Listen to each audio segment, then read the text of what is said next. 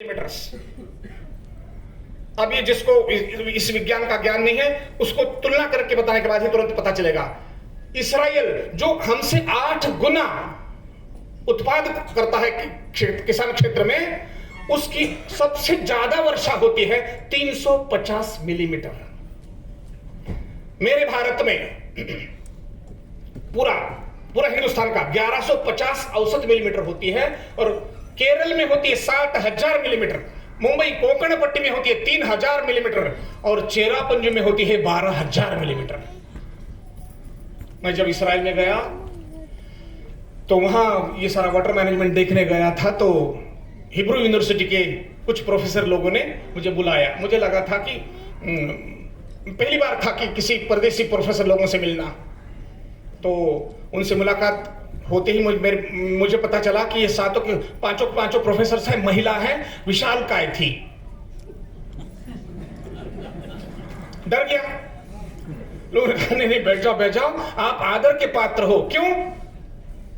मैंने कहा मैं तो चौकसी करने आया हूं कि what is the water management in Israel, how do you measure this rain, how do utilise the rain, how do store the rain, how to conserve the rain, ये पढ़ने के लिए आया हूं। उन्होंने कहा नहीं, पहले ये बताइए हिंदुस्तान आपको किसको से आता है? मैंने कहा महाराष्ट्र से आता हूं। तो ये बताइए आपकी यहाँ वर्षा कितनी होती है और कितना पानी होता है? मैंने कहा जी कोंकण एरिया में तो करीब 3,000 होता है, मतलब एक आदमी को कितना पानी दिन में लगता है? तो 100 लीटर लगता है। पूरे साल भर में कितना लगता है?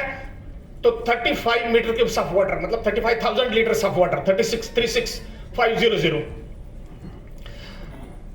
लेकिन कोंकण के एरिया में ध्यान रहे, मैं कहता हूं 35 मीटर क्यूब्स ऑफ वाटर जरूरत है, वहां औसत पानी गिरता है 15,000 मीटर क्यूब्स ऑफ वाटर पर हेड पर ईयर कोंकण में। और इसी तरह से अगर इस देश की संपत्ति सारी गिनी जाए तो पता चलेगा। मेरा एक वाक्य तैयार हो गया है, बाद में कोई अगर बहस के लिए आ जाए तो जरूर आ जाना। हम श्रीमान देश के दरिद्री नागरिक हैं, ध्यान रहे।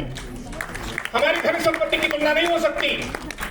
कुल मिलाकर अमेरिका, इसराइल जैसे देशों में खाने लायक पौधे, पेड़, सब्जियां 2,500 हैं। अकेले मेरे महाराष्ट्र में केवल 2 लाख हैं। और इधर तो मैं जैसे ही आया हूं देख रहा हूं सब तरफ हरा भरा पड़ा है, गन्ना और पता नहीं क्या क्या, यहां जितने भी सारा मैंने जो क्रॉप्स देखे हैं।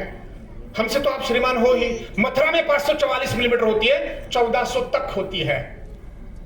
हम किसी भी देश से दरिद्र नहीं है। अमेरिका में कुल मिलाकर 850 मिलीमीटर होती है। ब्राजील हमसे आगे है थोड़ा, उनका 1400 होता है उस देश का। इसलिए जब हमारे विनोद जी कहते हैं कि देश का दुनिया का गुरु बनना है, मैंने कहा केवल गुरु नहीं। और मोदी जी कहते हैं कि तीसरी अर्थव्यवस्था बनाएंगे। नहीं, मेरी घोषणा है, व्यक्तिगत घोषणा। आप जाकर पढ़ाई कर लेना, स्टडी कर लेना, फिर चैलेंज में देता हूं। सब दुनिया को खाने खिलाने वाले हम हैं पुराने जमाने से। और ये हमारे अहिल्या देवी जी ने पता नहीं कहीं से पढ़ा, लेकिन कृषि के आधार पर उद्योगों की रचना अहिल्या देवी ने की है। आप जाके देख लेना, छोटे कुटीर उद्योग शुरू कर दिए।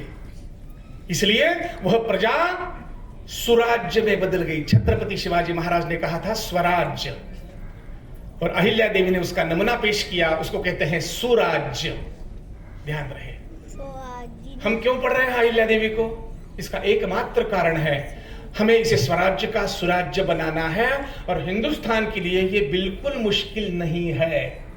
आखिरी एक उदाहरण देकर मैं रुक जाऊंगा।